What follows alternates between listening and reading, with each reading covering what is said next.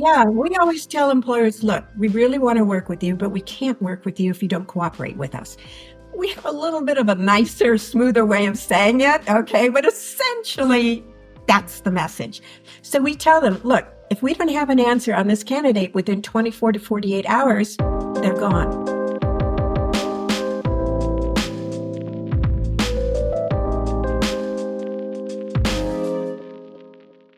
Hello, world. Welcome to another episode of the Hiring State of Mind. I'm your host, Taj Burgher. On today's episode, we have a very special guest I'm extremely excited to speak with in Chere Estrin. Chere is the CEO of Estrin Legal Staffing, and she comes with over 20 years of experience in the legal staffing and recruitment industry. Chere is also a co-founding member of the Practice Management Association and the Organization of Legal Professionals, and most recently even received the Los Angeles Paralegal Lifetime Achievement Award. Chere, congratulations on those achievements and welcome to the Hiring State of Mind. Thank you. I'm excited to be here. Definitely. We're excited to have you. On today's show, I want to discuss what's most important for you when you're hiring today. And I want to talk a little bit about your industry as well. Well, if you're talking about what's the most important if I'm hiring recruiters, it's if they know their topic. If you're talking about hiring candidates, oh boy, have I got a list. Uh, I got a list. I don't take on everybody. First of all. Second of all, I look for continuity in their job. I look for what we used to call spunk. Okay. I look for honesty. I look for somebody who hasn't hopped around a lot. Now, let's talk about COVID. Everybody hopped around in COVID. And right now I have employers who've forgotten that firms let go and close down and that sort of thing. So sometimes I have to get the employers to forgive them for bouncing around a little bit. I also look to see if they know their craft or they know their topic. There's certain questions that I can ask being in the legal field.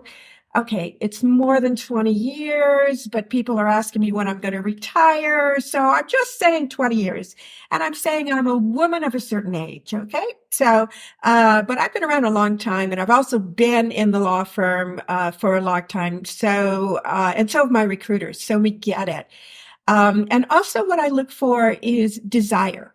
A lot of times I get a lot of burnt out candidates. So I'm looking, it's not that I blame you for being burnt out, but get over it. I can't use you if you're burnt out. I gotta have you go get therapy, go run around the block, do what you need because other employers are going to pick that up. So I'm looking for a whole host of things in my candidates. I'm also looking in the legal field. It's very important where you worked. It's very much a caste system. They have what they call AM law firms. That means American lawyer, the top 100 or 200 law firms in the world. So they won't take people from smaller firms. So I look to see that it's a match cultural in their culture, and I look to see if their law firms meet. How can I say this? Well, is this law firm as prestigious as that law firm? Because that means a lot in the legal field. So that's pretty much what I look for. And I'll tell you what else I look for. Do they smile? I had a candidate the other day. She was top notch and she was so serious. I mean, geez, I thought she died. And so finally I got her to open up and I said, Melanie, maybe that's her name, maybe it's not. But I said, Melanie, when you smile, you light up the whole room. Well, okay, just give them a little bit of a compliment. Let them know what it's like, okay? Because people hire people they like. It's not always about their skills. It's about whether or not they like you. So that's pretty much what I look for.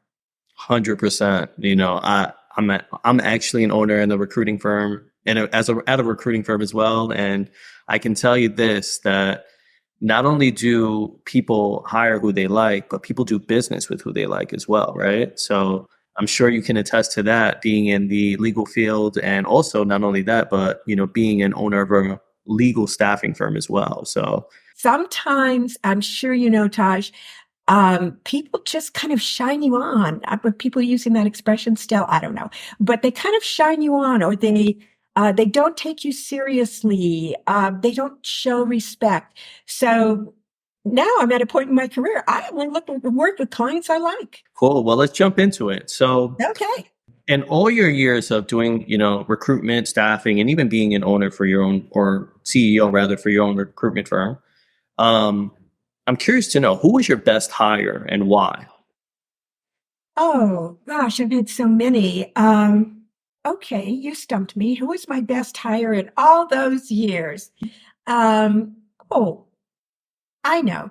I would say that it was a paralegal who had astonishing credentials, so smart, knew her stuff, and couldn't get a job.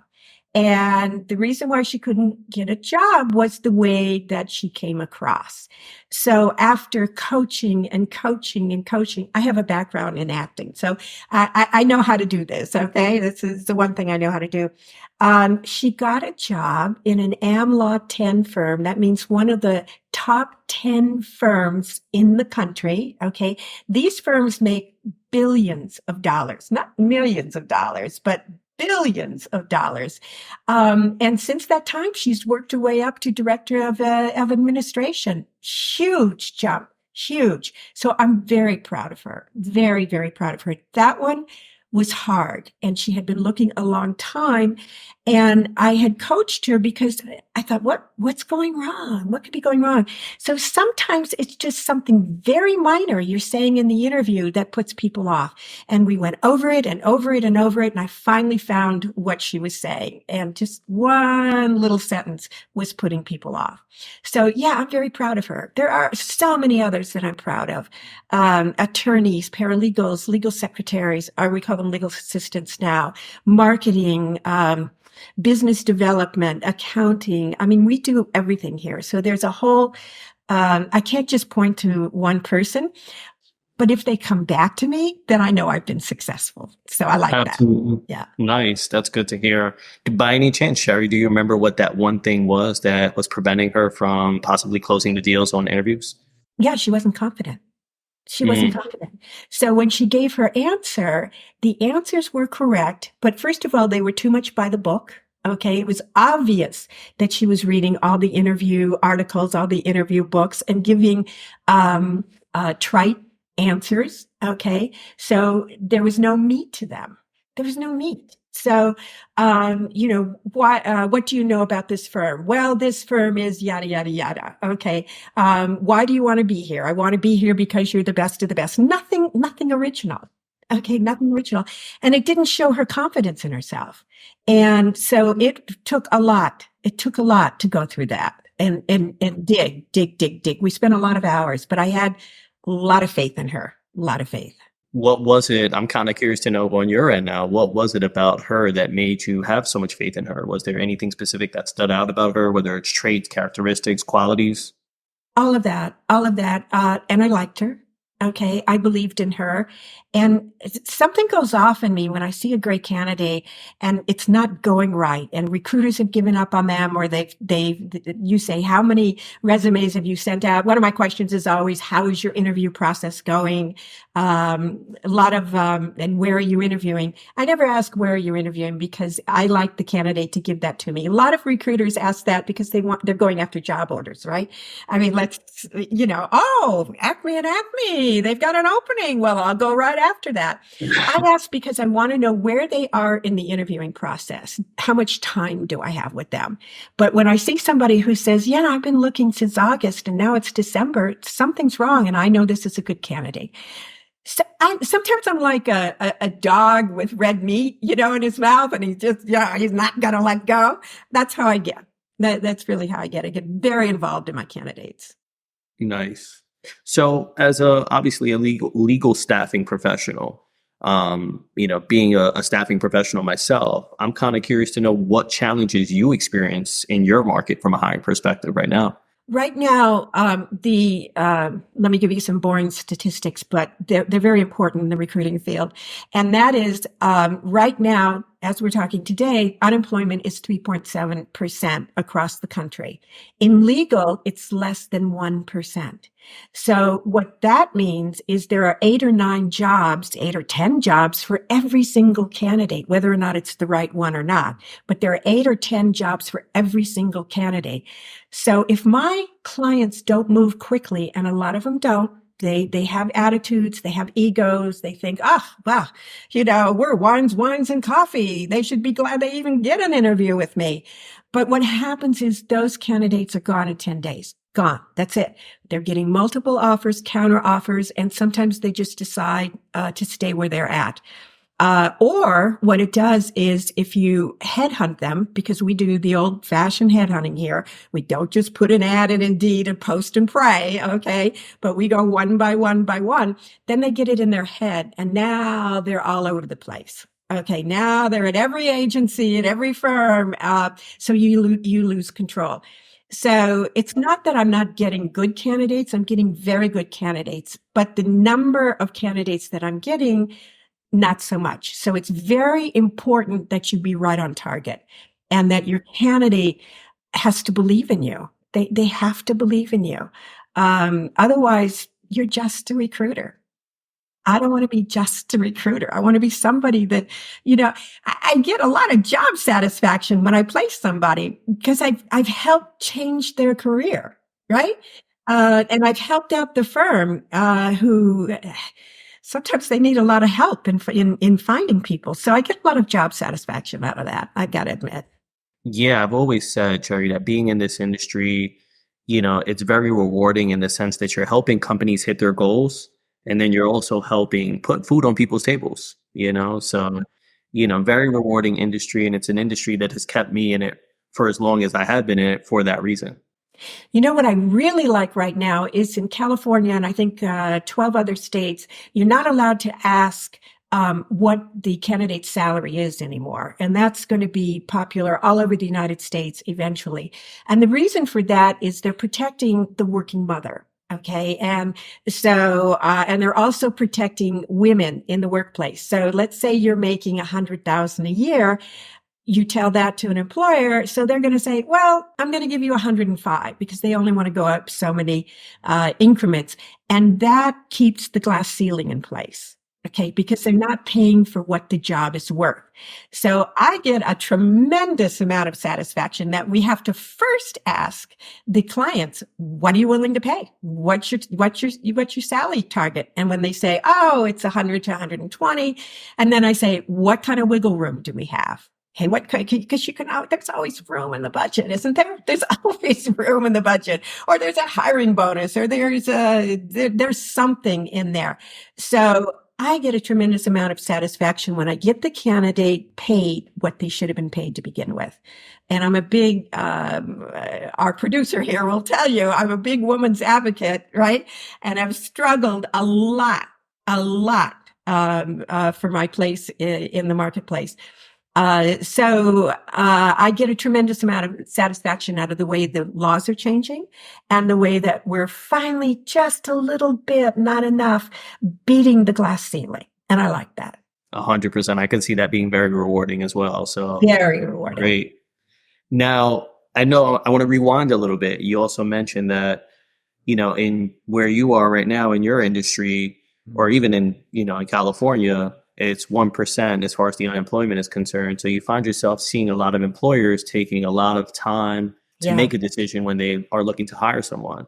So we often ask every one of our guests that comes onto the hiring state of mind, hey, what piece of advice would you give job seekers today, right? I want to switch that a little bit today. And I want to ask you, what piece of advice would you give employers are looking to hire right now? Yeah, we always tell employers, look, we really want to work with you, but we can't work with you if you don't cooperate with us. We have a little bit of a nicer, smoother way of saying it, okay? But essentially, that's the message. So we tell them, look, if we don't have an answer on this candidate within 24 to 48 hours, they're gone. That's it. You can't count on us to be able to present that candidate because they won't wait. I have one excellent candidate at a number 9 firm, or I should say one of the top 10 firms, because if I say number 9, they're going to know who they are. But and this firm, they handle Fortune 500, Fortune 100, politicians, celebrities. That's what this firm does, and they have kept this recruiting coordinator at, I think she's going for $110,000 a year, highly qualified. They've been keeping her waiting since August. And what we're talking about here is the client experience. And in my field, in the legal field, it's a very small market in terms of everybody knows everybody. So what happens is when employers act that way, what happens is word gets out to the candidates and they'll say, I applied to Acme and they kept me waiting 5 months. I wouldn't go there. I wouldn't go there. So what happens is the employers start getting bad reputations and they don't realize that. And particularly a number of the firms that I work with, these attorneys come from Harvard, Yale, Stanford, and they only interview the top 10% of the grade. And out of so they only offer jobs to people who are in the top 10% of the top 10 law schools. So sometimes that leads to an attitude. Not always. There's so many wonderful people out there. I'm not knocking my clients. Don't get me wrong. I don't want letters, but sometimes they forget that they're not the be all end all. Now, in the recession, that was a horrible time when law firms and corporations could take their time, right? They could take their time because there weren't enough jobs. Not the case. So in my experience, you've got to swing with the market. It comes, it goes, and you've got to swing with it. And as a recruiter, you have to be flexible enough to spot it ahead of time. Here's what's coming. It's what's coming. Yeah, I would also say that like we tell a lot of job seekers, you have to be very adaptable in the industry, right?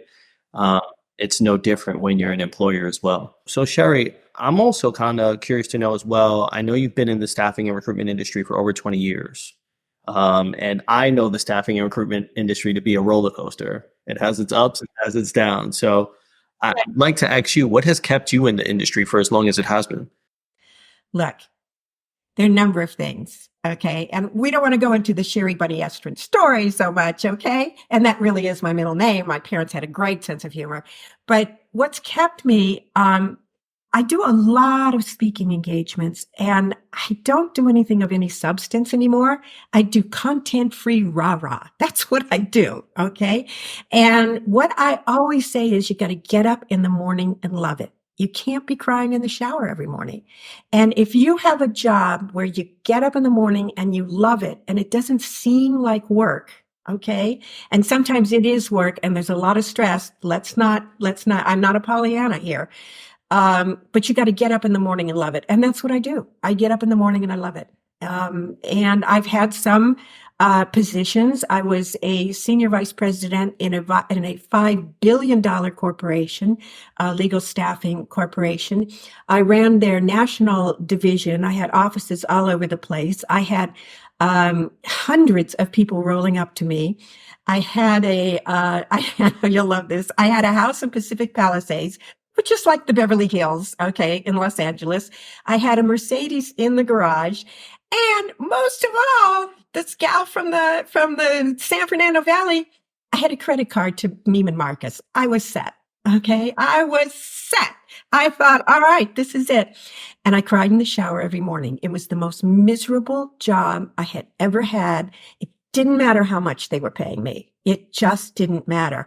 What had happened is they had bought my first company, and then I had to run their division for them, or actually build their division for them. It was the worst experience I ever had. I walked away after a few years from that job. I left a lot of money on the table, a lot of money on the table. I remember I was walking in the airport going one more time down to Fort Lauderdale, which is something that could have been handled on email, right? But they're bringing me in on the midnight flight so that I can make a 7 a.m. Meeting East Coast time, which is 4 a.m. in the morning for me. But okay, I'm a good sport. And I remember I just called my attorney and I said, Barry, get me out of here. Just get me out. Do whatever you need to do. Break that contract, but get me out of here. So I always look at that and you can say, you've had some of the so-called best jobs in the world, but they're not really the best jobs in the world. They're not. So you have to do what's right for you. You have to really understand what your needs are, what your hopes, wants, dreams, and desires are, and go after them. It's that simple. Absolutely. No, that's good. That's a great answer, and also good feedback to the audience that I believe is listening on this, listening to our show, because I'm sure there's a lot of people that are even job seekers, right? That are looking for that next career opportunity and trying to decipher what's most important for them, whether it be money or whether it is work-life balance or whether it is, being able to enjoy what they do when they wake up every morning. So The one thing that I find when I always, one of the questions that I always ask in my interviews to a candidate is, what's your ideal job? And inevitably, 9 out of 10 will tell me what they don't want.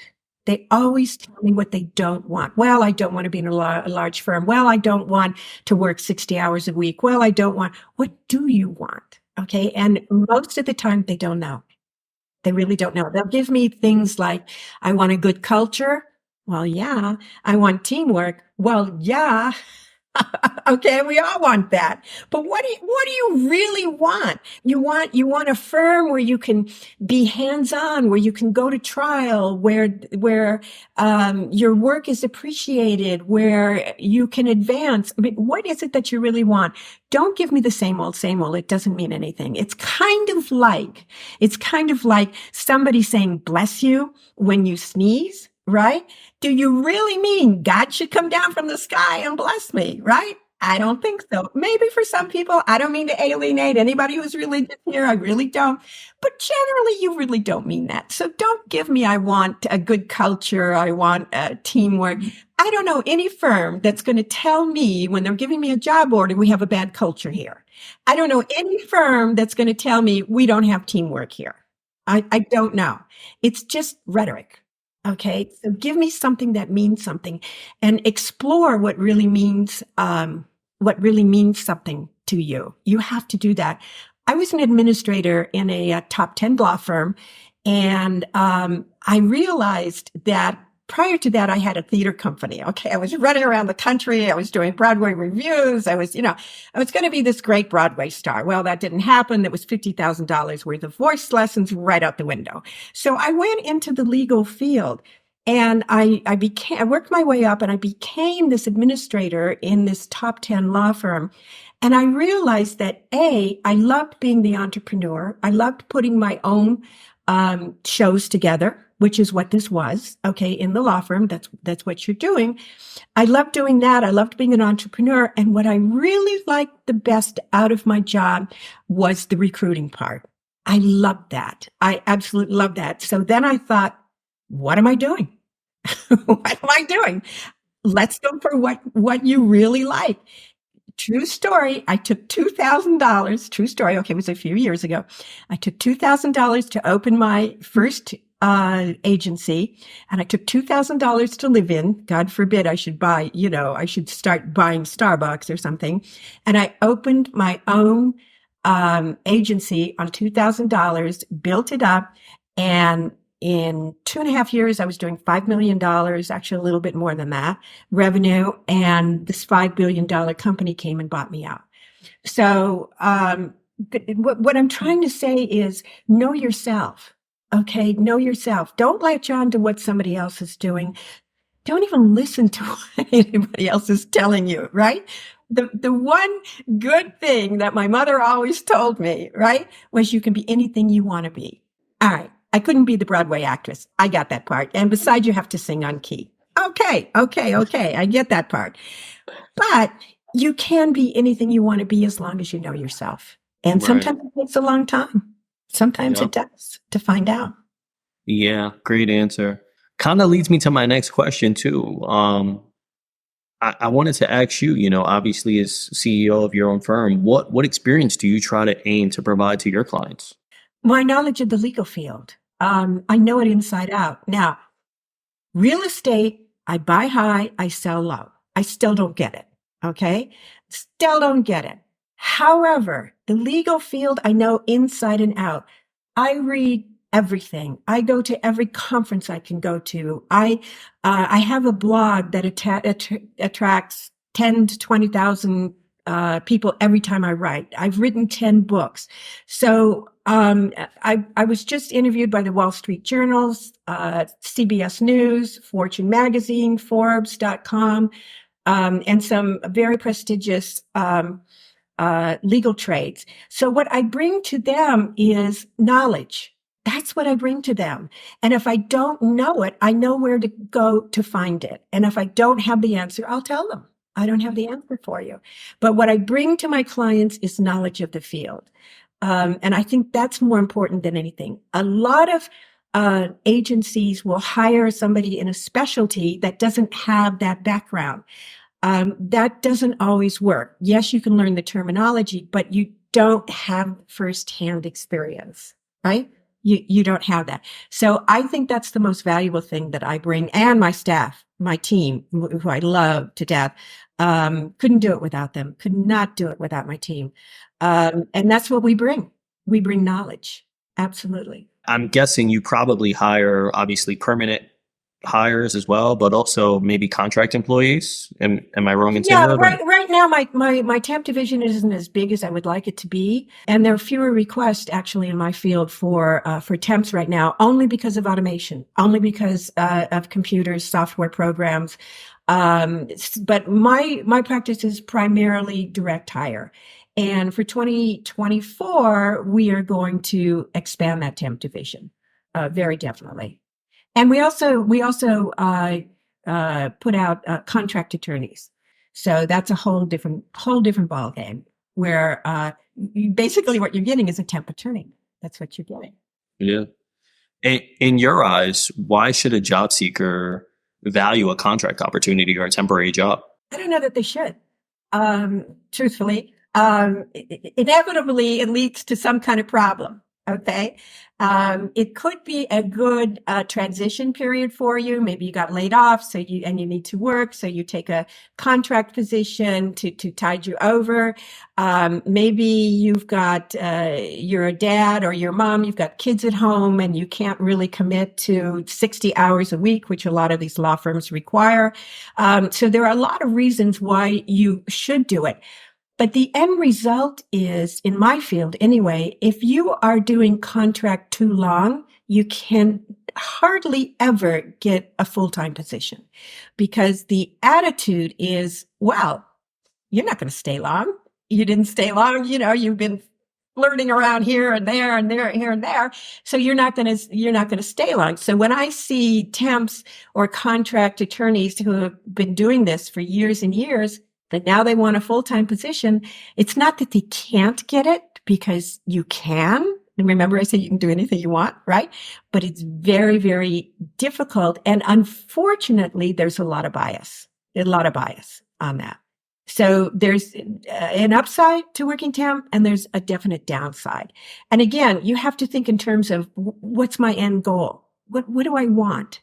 And I always advise candidates, it's that old question again, the same old. Where do you want to be in 5 years? Oh, I want to be a director of human resources.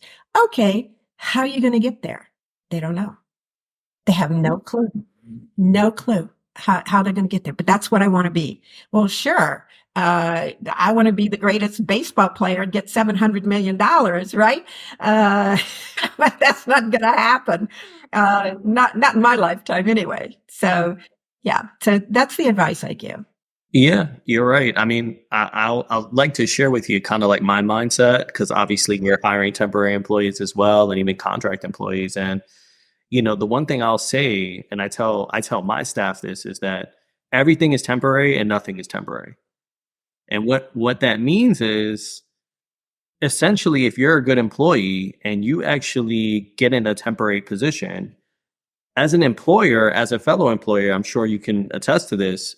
If you find a good person or a good recruiter to work on your staff right now, and they come in as a temporary employee and they're just exceeding expectations, are you really going to let go of that individual? Probably not. Probably not. No, probably Yeah. not. You will find the money to keep them on. Exactly. You So will I think find the money. most employers operate that way, and Right. really no position. It all depends on you and your performance, right?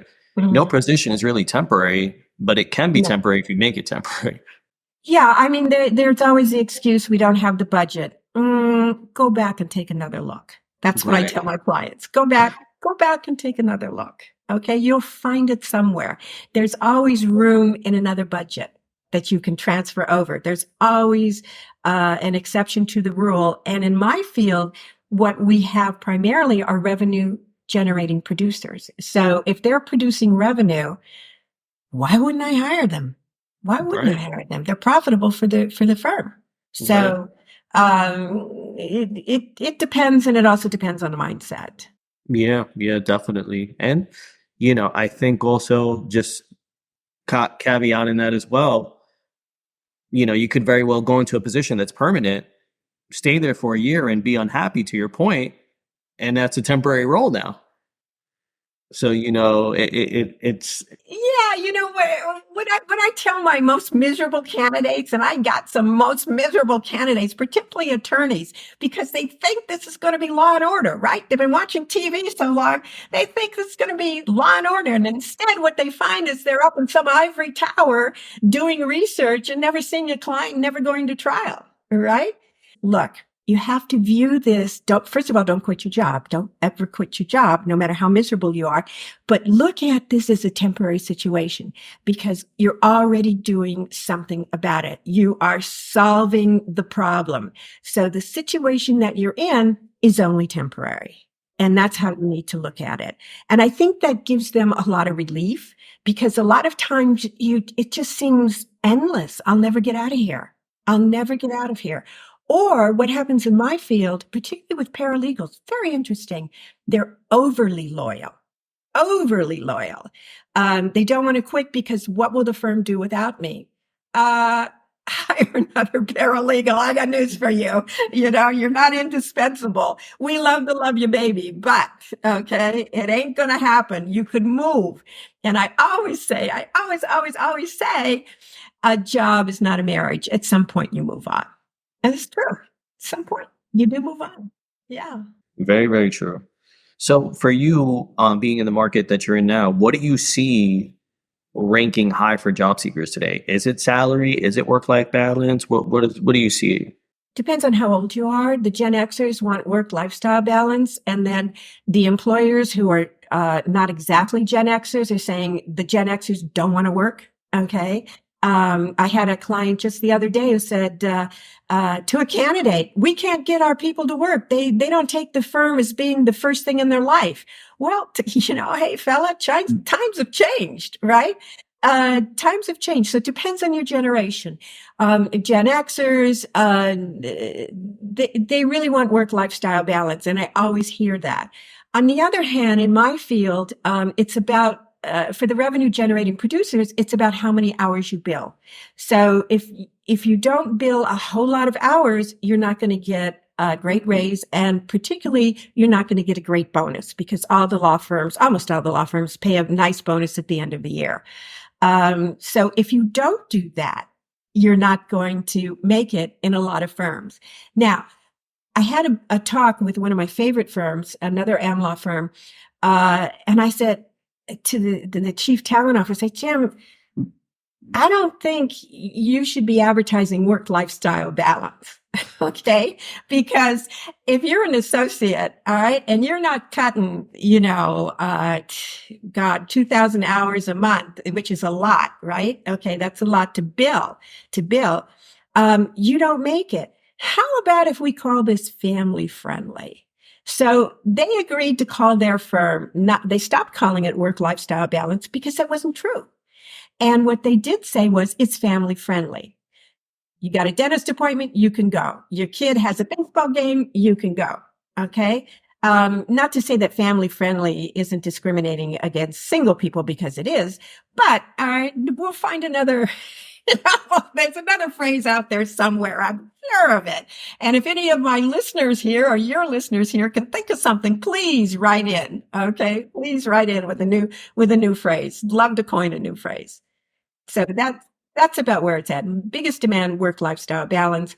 Salary is interesting. Not so much. Not so much. Yeah, we're seeing that be a shift, to your point, a lot of Gen Xers, they're not so concerned with the salary anymore. And it's more so, hey, I want to be able to like look at my phone at 5 p.m. and sit on my couch or go out with my friends, whatever it is, and really enjoy my life. And, when I was, in the workforce and even working, that wasn't a thing for me. It was more so like working from like 7 a.m. to like 7 p.m. at night. So, and Oh, even you and I later. have a lot in common. Yeah. Yeah, absolutely. Well, we kind of have to be that way as owners in the industry that we're in. So, 100%. And particularly if you're working national, my company is not just California based; it's national. I have just as many clients in LA as I do in DC or New York or Atlanta, Chicago, San Francisco. So we're always on a different time zone. And I did place somebody. I now can call myself international because I did place an attorney in Bahrain. So I can now say I'm international. And that was getting up at 2 o'clock in the morning to talk to these candidates, right?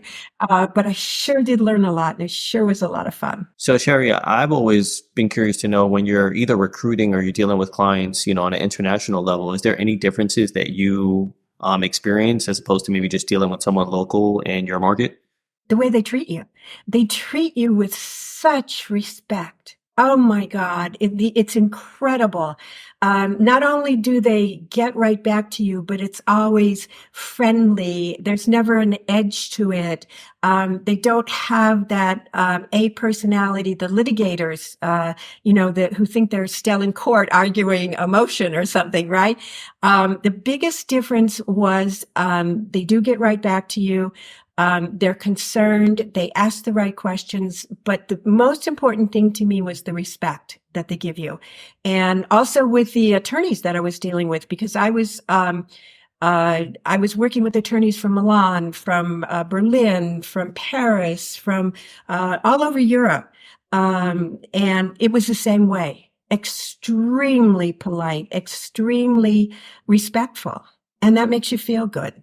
That makes you feel good. So that was a huge difference. And to our point earlier, people you want to work with. Oh yeah, I would do it again. I mean, the problem is their salaries are so low that I can make a whole lot more money placing, an am law attorney than I can placing somebody in a smaller country. But they gave me a lot of job satisfaction. Right. It was so much fun, and I learned so much about the different justice systems and what fit in because I didn't know. I had no clue. So, and they were very patient with me, and they sought me out. I didn't go after them. So they sought me out. So I thought, I can't turn this one down. Right. That's for sure. Absolutely. No way. But it was successful and I loved it. Absolutely loved it. Love it. Last question I have for you. Okay. You probably get this question a lot from potential clients or clients, but what differentiates your firm from any other recruiting firms in your market? There's a lot. First of all, it's who I hire on my team. Okay. Second of all, we produce a lot of content so that what we're doing is we're teaching. Okay. We're teaching the community. We're not just there just to be headhunters. Another thing that distinguishes us is that we don't take on every client. We don't. We have a team meeting when a new client comes in. It's not just giving us a job order. We sit down, we have a Zoom meeting with them. It's at least a 45-minute to an hour meeting, and we go through everything. We go through the nuances. We go through why the position's open, what kind of personality fits in, who left it and why, what was the successful traits of the last person, what do you want to see, what don't you want to see. We go through everything, and a lot of things that we ask, they have never been asked. So we're very different in the way that we take a job order. And because we're small, and we are small, I don't mind saying that, and we don't take on every client, we have more time to spend with the clients that we do take on. So we don't try to take on everybody. And I've even had clients say to me, well, will you take us? Will you take us? Are we meeting the requirements? And of course, what am I going to say? No, you're not. But of course, that was, I don't know, it inflates your ego a little bit, maybe too much, right? But that's a big difference. A lot of, and we hire people from the industry. So that makes us very different from even some of the $5 billion companies that are out there that are competitors. I don't mind going up against them. I'll go up against them anytime. They don't have anything that I don't have. And a lot of times, not always, but a lot of times I have a better situation, than they do, because they'll hire, anybody. Okay. One of the, major $5 billion, staffing agencies, they keep their recruiters 3 weeks on, getting job orders. Then they rotate them 3 weeks to, interview candidates, and then 3 weeks to do something else, right? So what happens is no one recruiter knows your firm. They don't know it. They can't know it. And the reason why they're doing that is because the turnover in some of these companies is 120%. That means it turns over and turns over again. So they don't want anybody walking out with their clients. So if they don't get too close to their clients, right? Can't take anybody with them. So we don't do that. So there's a big difference. And fortunately, we got very lucky. We have a 5-star Google review, and that brings in a lot of business. And we have a 5-star Glassdoor review. So people tend to like us. You know, they tend to like us. And if they don't, I want to know about it. I mean, we do have a hall of shame. We do have a hall of shame, right? But I'll tell you this much, never in all the time that I've been doing this have I ever had to refund a fee. I've had to replace. Okay. Yes, sirree. I've had to replace. Not very often, but I've never had to refund a fee. Knock on wood. And if the placement goddess, she should be looking down on me, hears me. Okay. I'll never have to refund a fee ever. So we're very different in terms of the quality, in terms of the attention that you get, in terms of being very selective. And as I mentioned earlier, we're very selective about our candidates. We don't just take on anybody. We really understand what that person has done. So I know that makes us different. I know it does. Very Beautiful. definitely. Beautiful. I'm sure your clients see that as well. I hope so. They keep coming back. So, and that's what we want, keep them coming back. Come on down. Perfect. That's what we want. Well, Chere, that just about does it for today's episode. This was a great conversation, and I really appreciate you coming on to the Hiring State of Mind today. For the people that want to know more about you and want to get in touch with you, what is the best way for someone to contact you? The best way is you can go to my website, estrinlegalstaffing.com. That's ESTRIN, estrinlegalstaffing.com. Or send me an email, Chere, let me spell it for you because there are 40 different ways to spell it, CHERE at estrinlegalstaffing.com. Email is really the best way to reach me because I'm just always on Zoom, but I do get right back to you. And if I don't know the answer, I'll find it for you, or I can point you in the right direction. But I would love to hear from you, whether or not you're in the legal field. Just look me up and I'm there for you. Perfect. And for the viewers out there, if you found value in today's episode, please like, comment, or subscribe to our channel so we can have more great guests like Chere on the Hiring State of Mind.